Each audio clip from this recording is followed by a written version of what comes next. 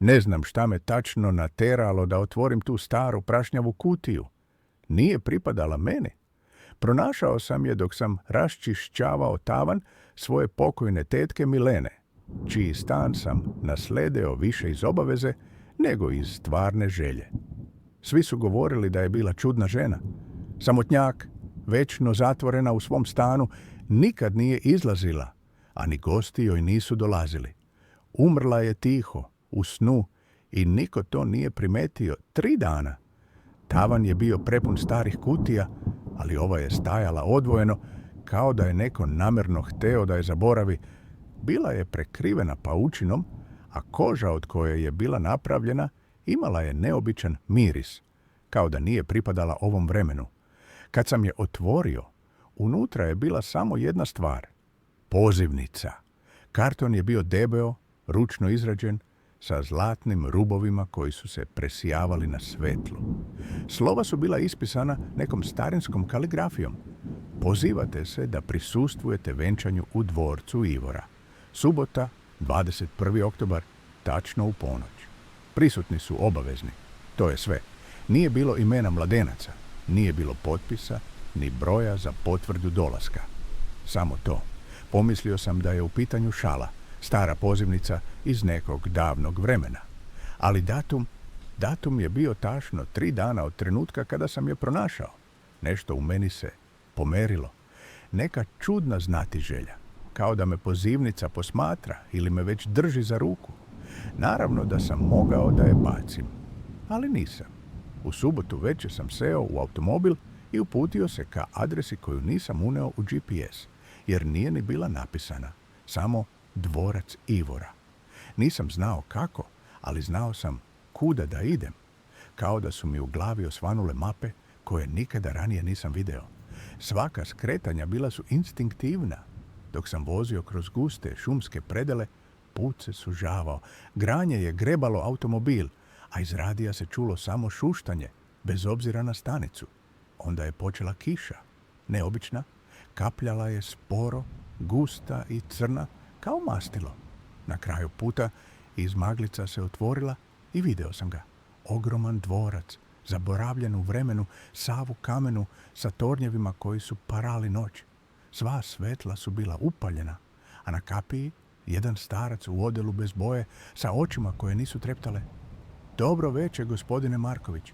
Vaš dolazak se očekivao. Nisam mu rekao svoje ime. Unutra je sve mirisalo na vosak i star papir. Tapiserije su bile ogromne, prikazivale su prizore svadbi, ali svaka je imala isti motiv.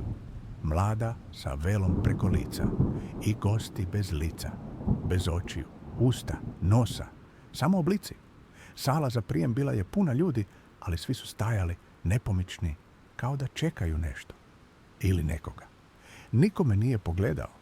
Kada sam prošao pored njih, imao sam osjećaj da prolazim kroz hladan dim. Muzika je svirala negde iz dubine zidova, valcer koji se neprestano ponavljao. Dobrodošli na večernju svadbu, rekla je žena u crnom, pojavivši se niotkuda. Njeno lice bilo je prelepo, ali oči bile su previše crne, kao da se u njima nije ogledalo svetlo. Ko se venčava? Pitao sam. Vi ste gost. Pitanja nisu deo poziva. Onda su se vrata velike sale otvorila. Unutra je bio sto dug 15 metara, pokriven crvenim somotom. Sveće su gorele, ali nisu bacale senku. Na stolicama su sedeli ljudi, svi u crnim odelima, sa rukama na kolenima. Niko se nije pomerao. Na kraju sale, oltar, ispred oltara mlado ženja, bio je okrenut leđima. Mlada je došla kroz drugi ulaz. Veo je bio gust, neprobojan, a kad je stala pored njega, shvatio sam da ne diše. Njeno telo se nije ni pomeralo pri disanju. Gosti, ustajte!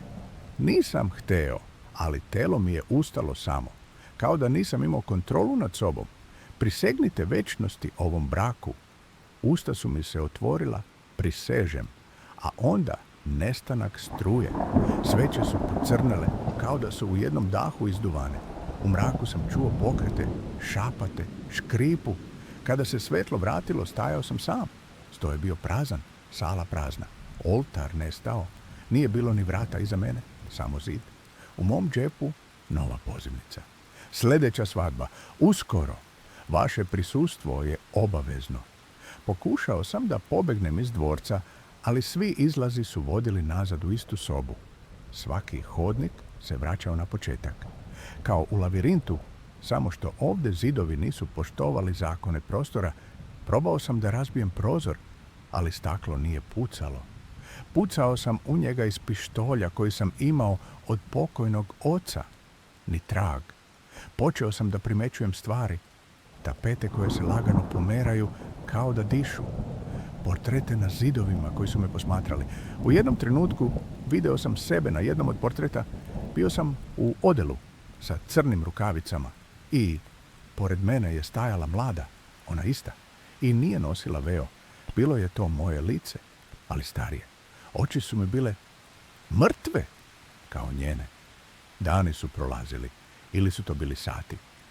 U dvorcu vreme nije funkcionisalo normalno, satovi su se okretali unazad, a nebo je večito bilo pokriveno oblacima koji su se vrteli u krug.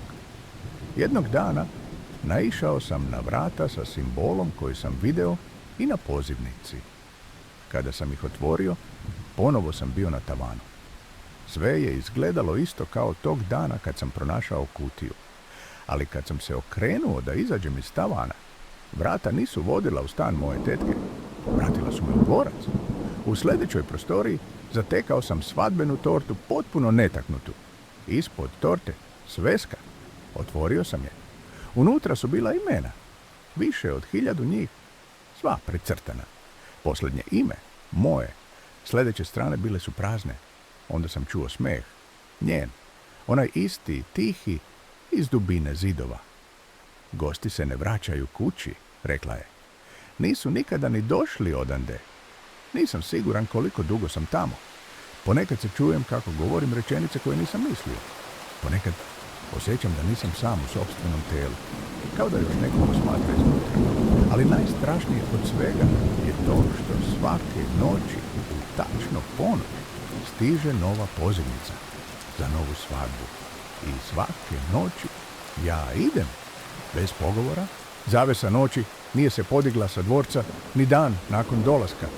Magla je uporna, kao da zna da nešto skriva. Ništa se ne menja. Ptice ne pevaju. Vreme kao da stoji. Gosti su još uvek tu. Niko ne zna tačno zašto. Mobilni telefoni ne rade. Automobili ne pale. Kao da ih dvorac zadržava ne silom, već nekom podzemnom logikom koja prepoznaje strah i nespremnost da se pogleda u oči onome što sledi. Onda se pojavila ona, mlada. Ali ne ona koju bi neko očekivao. Nema muzike, cveća, radosti, samo tišina i hladnoća. Kada je zakoračila niz stepenice sa vrha spiralnog hodnika, u haljini koja je nekada možda bila bela, ali sada je crna poput pepela. Njena pojava je bila gotovo providna, kao da svetlost odbija da je dotakne. Njeno lice, bledo, bez izraza, oči kao da su iz dubine groba.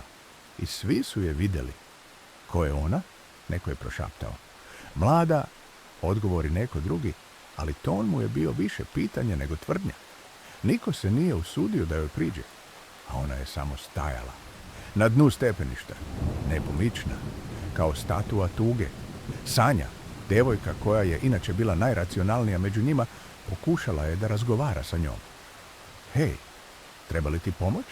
Upitala je tiho, sa blagim drhtajem u glasu. Mlada je podigla glavu. Pogledala je pravo u Sanju. Pogled kao iz noćne more. Oči bez beonjača. Crne kao katran. Sanja je počela da se trese. Suze su joj krenule niz lice i pala je na kolena. Šta se dešava? Uzviknula je neka žena i pritrčala da pomogne Sanji, ali kada je dotakla njeno rame, povukla je ruku naglo kao da se opekla. Sanja je ponavljala jedno te isto. Nećemo izaći. Nećemo izaći. Ona neće dozvoliti. Te noći niko nije spavao. U dvorcu je postalo hladnije. Prozori su se sami otvarali. Svetla su treperila. I iz hodnika se čulo nešto što nije hodanje, već povlačenje. Kao kad se venčanica vlačna i teška vuče po mramornom podu. U 4 ujutru svi su bili okupljeni u glavnoj dvorani. Niko nije govorio, svi su čekali da se nešto dogodi. I dogodilo se. Sati iznad kamina, koji je do tada stajao zaleđen, otkucao je jedno duboko, jezivo dong. I tada je nestalo svetlo, sveće su se same ugasile, dvoranom je zavladao mrak. Kada su se ponovo upalile, ona je stajala u sredini, mlada. Ali ovog puta držala je buket cveća u ruci. Crvene ruže, krvave. Pogledala je svakoga, jednog po jednog, kao da bira. I zastala pred Ivanom tihim književnikom koji nije rekao ni reč otkako je stigao. Ti, rekla je prvi put. Glas joj je bio šapat u olujnom vetru. Ivan je drhtao. Pogledao ju je pravo u oči i samo nestao. Nestao pred svima, kao da ga je dvorac progutao. Vrisak, panični krikovi. Ljudi su se razbežali, ali vrata više nije bilo. Ni hodnika, ni stepenica, samo zidovi. Soba se smanjila ili se dvorac promenio. Ovo nije stvarnost, prošaputala je neka devojka, a mlada je nestala u zid.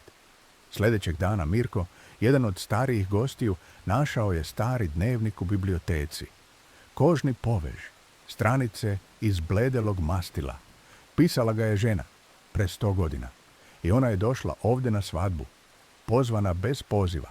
I svadba se nikada nije završila, jer mlado ženja nikada nije došao. Ali ona je ostala i čekala i umirala svaki dan u istom dvorcu, u istoj noći. U ovom mestu vreme je savjeno, pisalo je. Oni koji dođu bez svrhe ostaju zauvek. Ona bira. Ona je nevesta smrti. Dnevnik se završavao crvenim otiskom prsta, kao da je pisano krvlju. Jedan po jedan gosti su počeli da nestaju. I svaki put kada neko nestane, mlada se pojavi. I nešto novo se dogodi. Jedan put su se zidovi zatresli. Drugi put je neko vrištao iza ogledala. Treći put, jedan od gostiju je pronađen sa venčanim prstenom na ruci. Nikoga nije stavio. Nije bio njegov. Sanja je opet pala u trans. Govorila je glasom koji nije njen. Kad posljednji zaboravi svoje ime, tada će ona moći da ode. Svi su gledali jedni druge. Ko je sljedeći? Ko će zaboraviti svoje ime? Jedne večeri vrata su se otvorila i ulazni hodnik je bio tu. Svetao, kao da vodi napolje. Napolje, brzo! Uzviknula je jedna žena i svi su pojurili. Ali dok su trčali, zidovi su se iskrivili. Pod je nestajao pod nogama. Dvorac je postao lavirint. Vrata su vodila nazad u sobu. Uvek u istu sobu. U onu u kojoj je stajala ona, mlada. Sada je plakala, crne suze. I govorila je, niste vi on, nikada nećete biti on. I tada su shvatili. Svadba nikada nije bila za njih. Oni su samo publika, statisti, duhovi prošlosti koji se ponavljaju. Jer on nikada nije došao. Mlado ženja, njen spasitelj, onaj koji ju je ostavio ili nikada nije ni postojao. I ona traži njega. U svakome. I kada ne nađe, ona uzima deo njih, dušu, i ostavi telo. Prazno.